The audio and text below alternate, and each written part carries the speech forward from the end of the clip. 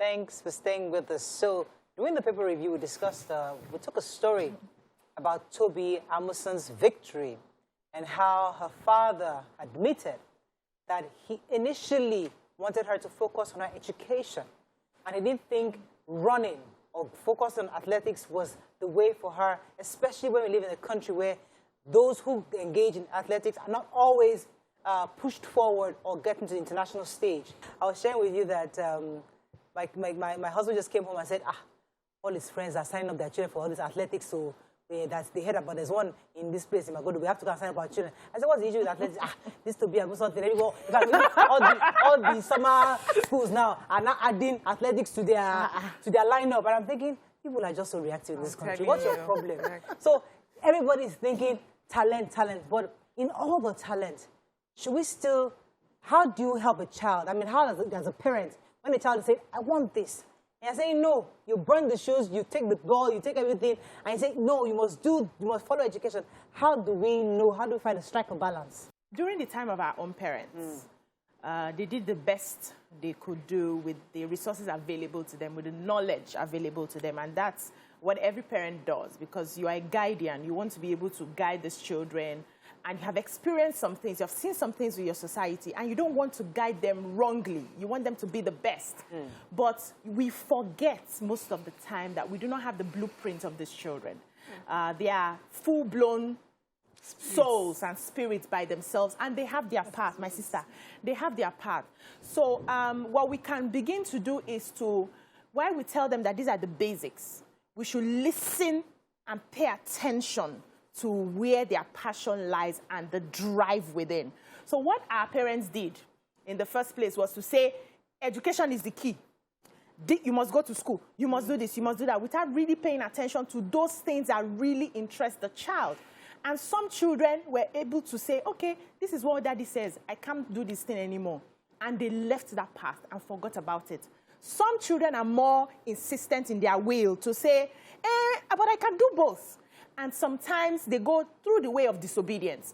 Now, concerning this particular person, that Tobi Amusan, and how the dynamics of her own family, I think luckily for her, she had a mother that understood, and they were able to do it behind the father's back until she got to where... I have a personal story with my son. My son has always wanted to play football. But, you know, you see my son, I just feel like, what football is he going to play?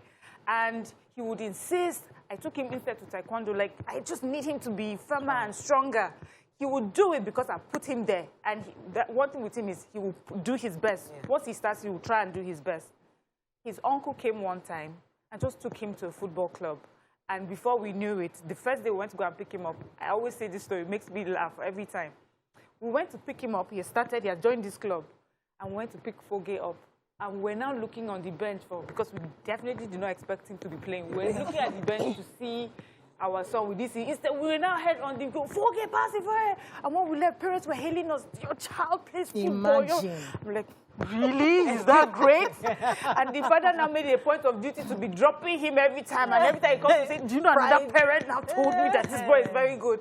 The boy was insistent on what he wanted. And he took his uncle coming from the outside to, you know, take that. So parents should also listen to what their children's passions are. Sometimes we think they may be too young, they don't know what they want.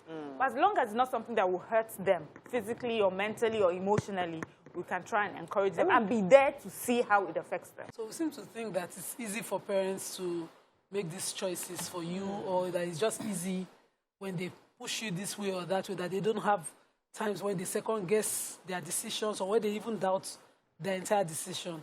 You think... When I was growing up, what my parents considered my talents were things I enjoyed doing, and they allowed me to do them. So I had a childhood of play, serious play table tennis, play football. I would play when I'm tired, I come home and sleep. I am now a parent myself. I'm worried about how I will be in the future. So what I'm doing is what was done to me. Expose my children to everything they consider talent to be. Let them play at it and have fun at it. Where I need to be a parent and protect them, because it's the protection part, I do it. And I'll say, this is why we are doing it. I'm not denying you this, but if I think you're capable of handling it, or you're capable of handling yourself, you can do it. It's not easy for parents. People who can tell you categorically it was because their parents forced them this path. That today they are successful.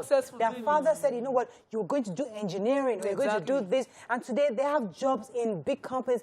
So when parents hear these stories, they're also forced to say, stick to the education, stick to the academics, stick to it, because in future, at the end of the day, that's the only one that is guaranteed. Athletics is not guaranteed. Football is not guaranteed. Music talent is not guaranteed. It's only the 0 point. Yes, there's a time frame. I've also seen that nothing is guaranteed. There are no absolutes in life. I've also seen people with first class today that they are begging. They are still looking for jobs.